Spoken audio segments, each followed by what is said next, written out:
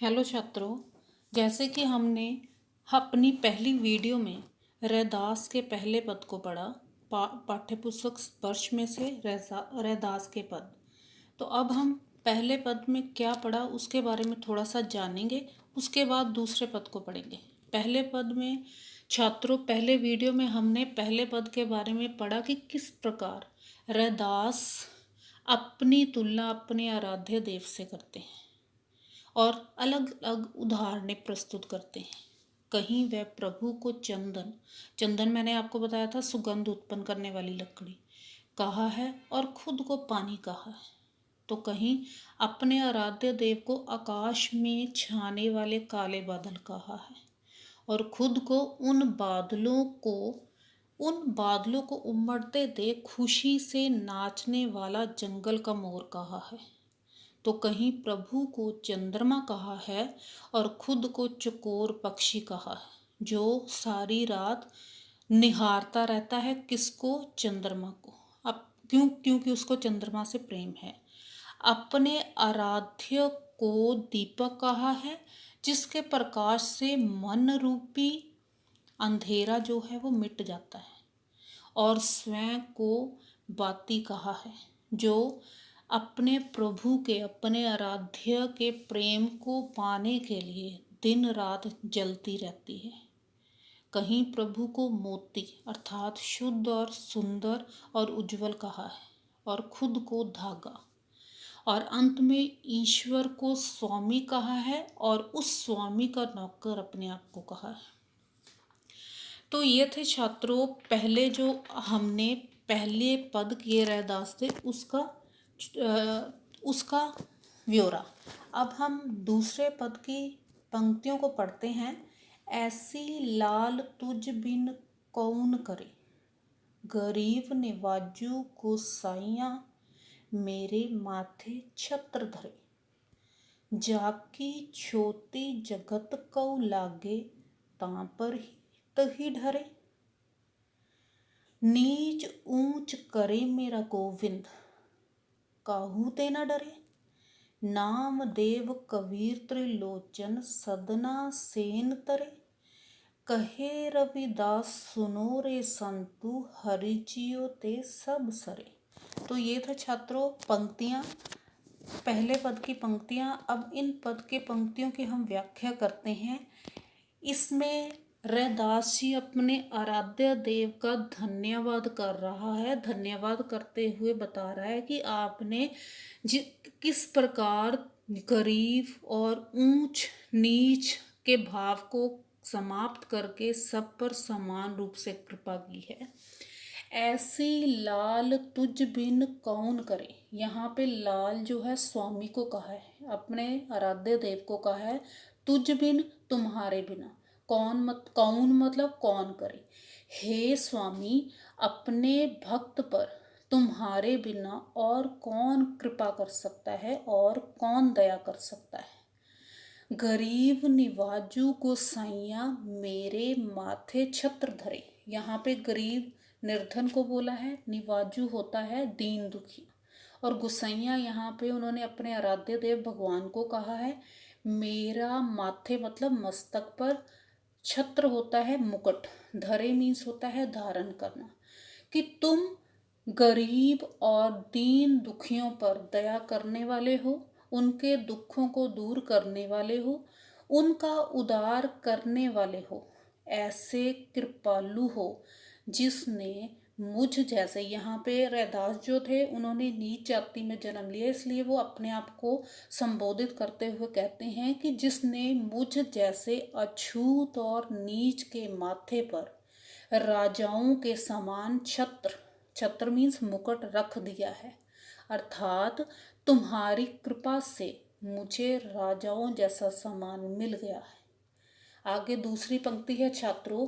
जाकी छोटी जगत कौ लागे, तां पर तुही धरे ढरे। इसमें छोटी होता है छुआछात, जगत मीन्स इस संसार के लोगों की बात की है। ढरे मीन्स होता है पसीज जाना।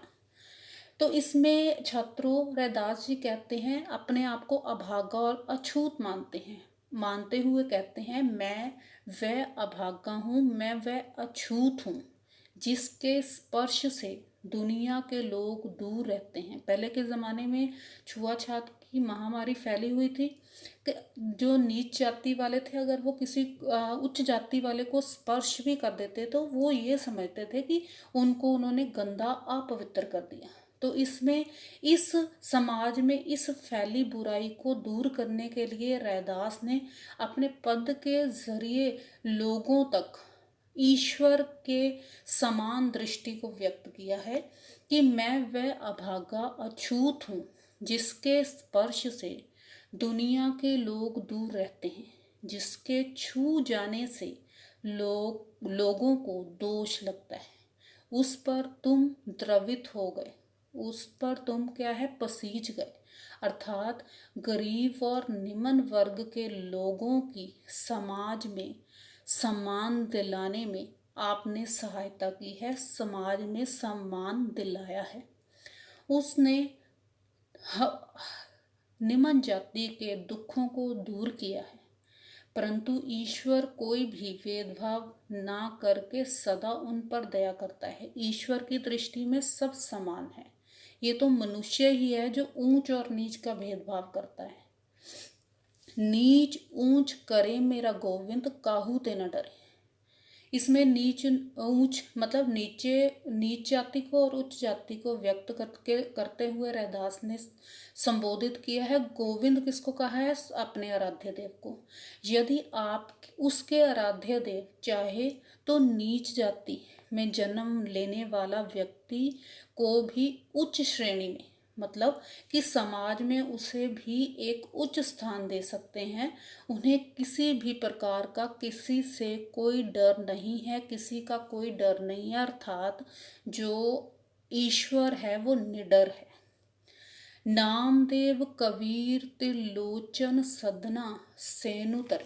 यहाँ पर रैदास जी ने इन कवियों की बात की है जो नीच कुल में जन्म लिया लेकिन फिर भी संत की उपाधि को धारण करते हुए संसार से तरे। पहला है रामदेव। रामदेव जो थे वो महाराष्ट्र के प्रसिद्ध वैष्णव भक्त थे। विट्ठल के रूप में इन्होंने श्री कृष्ण जी की भक्ति की। सारी जिंदगी भक्ति ही उनके जीवन का लक्ष्य रहा। ऐसा माना जाता है कि 2 वर्ष की आयु में जब इन्होंने बोलना सीखा तो सबसे पहला शब्द जो है वो विट्ठल निकला।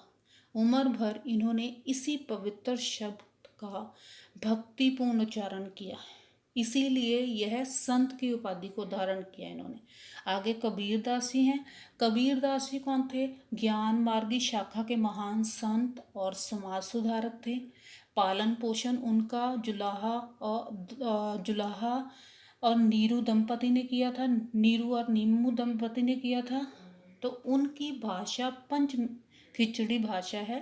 5 भाषाओं का समावेश है उनके वाणी में। उनके गुरु रामानंद थे।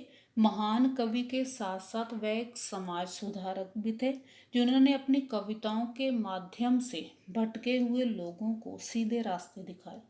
कबीर केवल भगवान में विश्वास रखते थे। विश्वास और कर्म कांड से वो कोसों दूर रहते थे। उन्होंने अपना पूरा जीवन समाज में फैली बुराइयों को, कुरीतियों को दूर करने में लगा दिया। दूसरा है त्रिलोचन जी। त्रिलोचन जी भी नामदेव जी की तरह दक्षिण के प्रसिद्ध संत माने जाते हैं। वे भी भगवान के सिमरन के साथ साथ भक्तों की सेवा किया करते थे। उनके घर में साधु महात्माओं का आवागमन चलता रहता था। तीसरे संत हैं सदना जी। सदना जी कसाई थे, उनकी जाति थी कसाई, लेकिन अपने भक्ति भाव के कारण, साधु संतों के समीप रहने के कारण वो भी संत की उपाधि को धारण किया उन्होंने भी। आगे है सैन भगत। सैन भगत भी निम्न जाति के थे, नाई थे, लेकिन अपनी भक्ति भाव के कारण वो भी संतों की उपाधि को धारण किए हुए हैं। कहे रविदास सुनो रे संतु, हरिजियो ते सब सरे। इसमें हरिजियो ईश्वर को कहा है। रैदास जी इसमें कहते हैं कि हे संत जनों सुनो, हरि जी अर्थात ईश्वर सब कुछ करने में समर्थ है। अर्थात ईश्वर जो कर सकता है वो कोई नहीं कर सकता। ईश्वर ही सर्वव्यापक है, सर्वशक्तिमान है। वह ही सबको इस संसार में तारने वाला है, क्योंकि ईश्वर की दृष्टि में सब समान है। वह समर्थ है हर कार्य करने में, वह कुछ भी कर सकता है। तो छात्रों, ये थी रैदास के पद की पंक्तियों की व्याख्या। उम्मीद है आपको ये समझ में आ गया होगा। धन्यवाद।